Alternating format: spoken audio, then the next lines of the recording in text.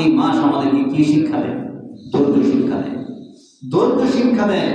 সারাদিন রোজা রাখার পরে দেখা যায় সন্ধ্যার আগে এমন পিপাসা লাগে, এমন পিপাসায় কাতর হয়ে যায় মানুষ।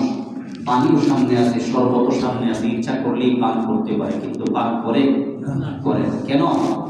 আল্লাহর জন্য। কার জন্য? আল্লাহর জন্য। একটা আমল রোজা, রাসূল করিম সাল্লাল্লাহু আলাইহি ওয়াসাল্লাম বলেছেন, হাদিসে কুদসিতে এসেছে, আল্লাহ বলেছেন আস-সাওমু লি ওয়া আনা আজজি বিহি। বান্দা যত নেক আমল করে সবগুলো আমলের মধ্য থেকে একটা আমল যেটা হলো রোজা, এটা হলো আমার জন্য বান্দা করে। কার জন্য? আমি আল্লাহর জন্য বান্দা রোজা রাখি। এখন প্রশ্ন হলো, আমরা অন্য যে আমল করি সবগুলো আমল তো আমরা আল্লাহর জন্যই করি নাকি আর অন্য কারোর জন্য করি? সব আমল আমরা আল্লাহর জন্য করি না? আল্লাহর জন্য। কিন্তু আল্লাহ রাব্বুল আলামিন সবগুলো আমল বাদ দিয়া শুধু এই রোজাটাকে আমি আল্লাহর জন্যই করে বান্দা, এই কথা কেন বললেন?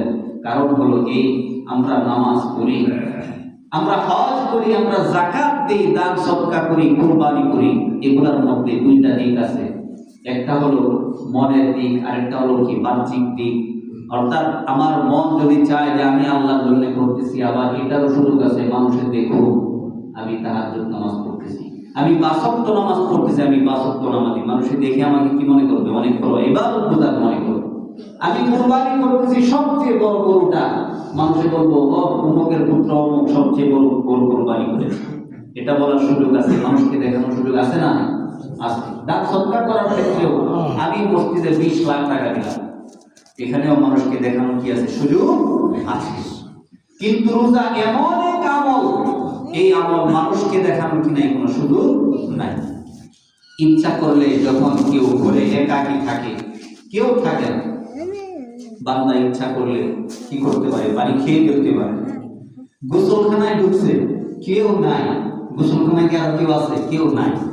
যদি চায় যে ঠিক আছে যখন কুলি করতেছি, কুলি করার সাথে একটু পানি খেয়ে নেই, খাইলে খাইতে পারে না? পারে না।